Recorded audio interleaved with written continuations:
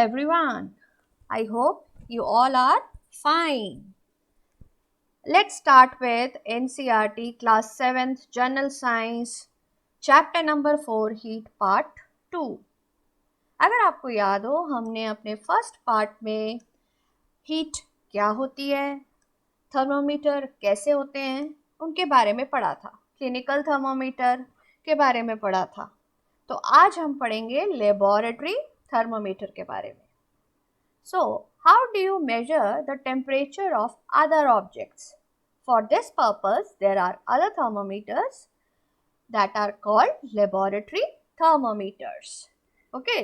अगर आप इस फोटो को देख रहे हो तो इसमें आपको एक बड़ा सा थर्मोमीटर दिखेगा। इट्स ब्यूटिफुल और इसकी मैक्सिमम और मिनिमम रेंज भी दिखेगी। इसकी मैक्सिमम रेंज, ज़्यादातर जो लेबोरेटरी थर्मोमीटर्स होते हैं उनकी रेंज होती है फ्रॉम -10 डिग्रीज टू 110 डिग्रीज। और ये जितने भी हम लिक्विड्स यूज़ करते हैं लेबोरेटरी में उनके बारे में, उनका टेम्परेचर नोट करने में हेल्प करते हैं। So let's now learn how this thermometer is used. In activity 4.4, what we do is take some tap water in a beaker or mug and dip the thermometer in water so that the bulb is immersed in water. इसका क्या मतलब है कि जब आपने एक मग में पानी लिया है, आपने इस लेबोरेटरी थर्मोमीटर को बिल्कुल स्ट्रेट होल्ड करना है वर्टिकली, और इसका जो ये नीचे मरकरी का बल्ब है वो बिल्कुल पानी के अंदर डिप होना चाहिए। ओके स्टूडेंट्स, तो क्या करेंगे अब हम इसका टेम्परेचर नोट करेंगे। लेकिन आपको ये प्रिकॉशंस हमेशा याद रखनी है। एक, सीधा पकड़ना है इस थर्मामीटर को। दूसरा, और इसका पूरा पूरा डिप होना चाहिए बल्ब जो है किसी भी लिक्विड के अंदर। तो अभी हम जैसे वाटर के अंदर कर रहे हैं तो वाटर के अंदर पूरा डिप होना चाहिए। So now you can read the temperature. तो आप अपने आप ये एक्सपेरिमेंट करेंगे और उसको रिकॉर्ड करेंगे। क्लियर? नाउ अब हम चलते हैं आगे। Activity 4.5, take some hot water in a beaker. Now पहले हमने लिया था नॉर्मल वाटर, अब हम लेंगे हॉट वाटर। तो किसी भी बीकर में या मग में ले सकते हैं। Dip the thermometer in the water, wait till the mercury thread become steady. Steady का मतलब होता है भी एक, क्योंकि आपने जो आप क्लिनिकल थर्मोमीटर्स यूज़ करते हैं उसमें क्या होता है कि आप उसको जर्क देते हैं तो मर्कुरी नीचे आ जाती है। इसमें ऐसे नहीं होता, इसमें जर्क नहीं देने होते। इसको सीधा अपने आप जब आप इसको लिक्विड से बाहर निकालेंगे ये धीरे धीरे अपना आके वापस नीचे टेम्परेचर, रूम टेम्परेचर पे आ जाएगा। जब आप इसको हॉट वाटर या किसी भी चीज़ में डालेंगे थोड़ा टाइम लेगा उसका टेम्परेचर पड़ने में, तो आपको वही चीज़ को वेट करना है। Now take out the thermometer from water and observe carefully what happens. You will notice that the thermometer you take out, the level of the mercury falls. तो इसका क्या मतलब हुआ कि हमें अगर किसी चीज़ का टेम्परेचर लेना है तो हमें इस थर्मोमीटर को उसके अंदर ही रखना है, निकालना नहीं है बाहर, जैसे हम क्लिनिकल थर्मोमीटर में निकाल लेते थे। ठीक है, ये इसीलिए ये आपको एक्सपेरिमेंट बताया गया है कि how to use the laboratory thermometer. तो आपने क्या करना है, कुछ नहीं, आपने मरकरी को उसी लिक्विड में रखना है जब तक आपको उसका टेम्परेचर चाहिए। ओके, तो next, it is now obviously it is not convenient to use laboratory thermometer for this purposes. So body temperature के लिए हमने ये यूज़ नहीं करते, हम तो क्लिनिकल करते हैं। क्यों करते हैं ये आपको उनके डिफरेंस समझ आ रहे हैं, इसी पर बेस्ड आप एक क्वेश्चन भी करेंगे। ठीक है, now why does mercury not fall or rise in a clinical thermometer when taken out of mouth? ये वेरी इंपॉर्टेंट क्वेश्चन है कि क्यों नहीं गिरती है जब हम उसको मुंह से निकाल देते हैं, मरकरी वहीं क्यों स्टिल रह जाती है? बिकॉज आप पिक्चर में देख रहे हैं 4.6, clinical thermometer has a kink in it. ये किंक जो होती है ना, ये प्रिवेंट करती है मरकरी के लेवल को अपने आप गिरने से। तो जब नहीं गिरेगा तो आप करेक्ट टेम्परेचर पढ़ लेंगे, तो फिर जब आप उसको जर्क देते हैं तो वो नीचे गिर जाती है। Clear.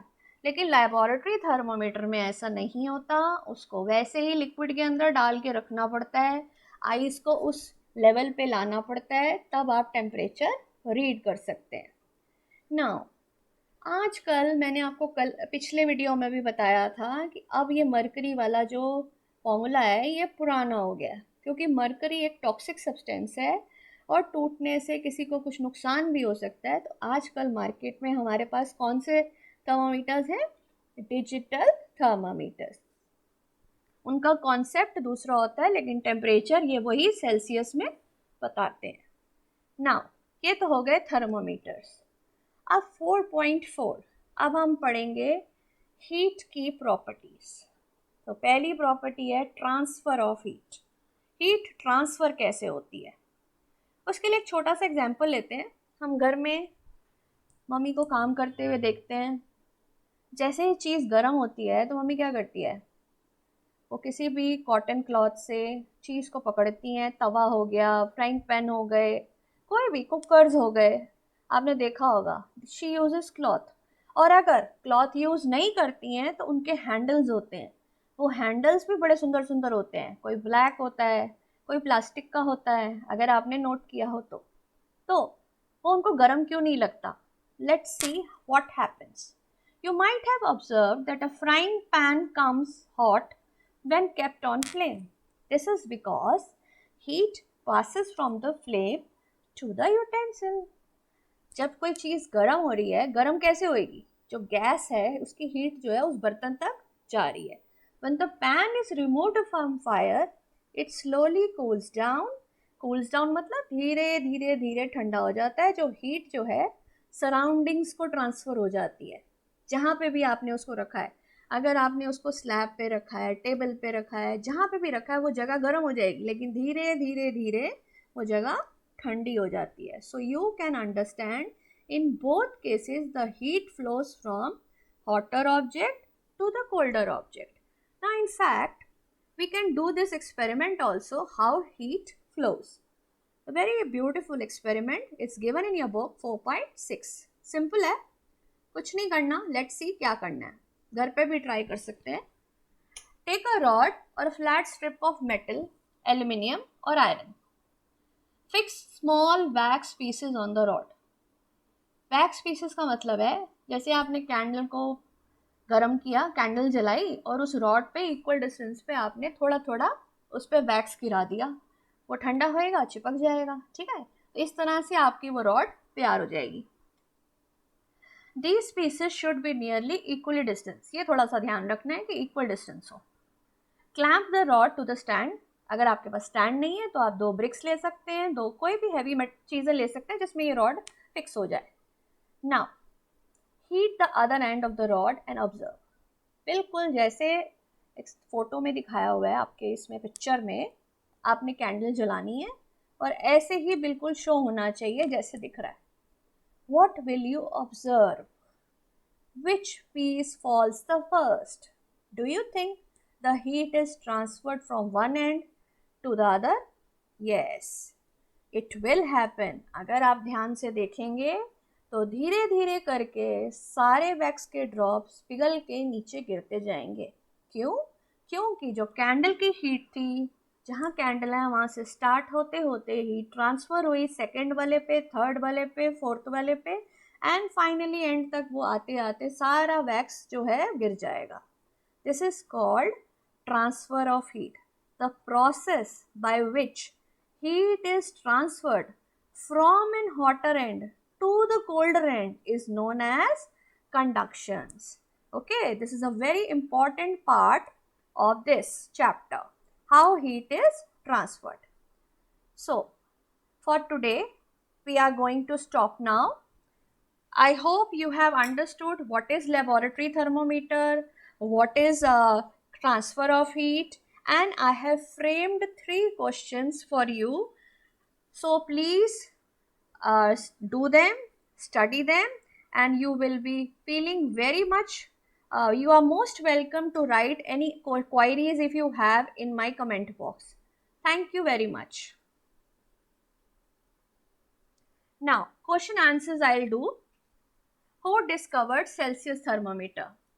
Andreas Celsius in 1742. Number 2, list similarities and dissimilarities between clinical and laboratory thermometer. तो पहली 2 similarities जो हैं मेन हम बता देते हैं. Both clinical and laboratory have long, narrow, uniform glass tubes. Second, दोनों के बल्ब्स में मरकरी होता है. ठीक है. अब डिफरेंसेस क्या हैं? बहुत बड़ा डिफरेंस है. The temperature range is clinical thermometer में 35 to 42, while laboratory में -10 to 110. Now, clinical thermometer is used where to measure body temperature, लेकिन laboratory is used for temperature of liquids.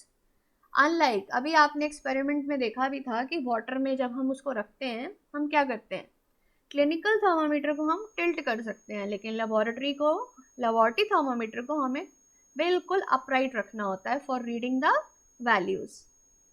Now what are the 2 examples of conductors and insulators? Conductors वो जो heat transfer करें, insulators वो जो heat transfer ना करें. So 2 examples are copper and aluminum, and insulator are wood and plastic. Thank you very much. I hope you have understood.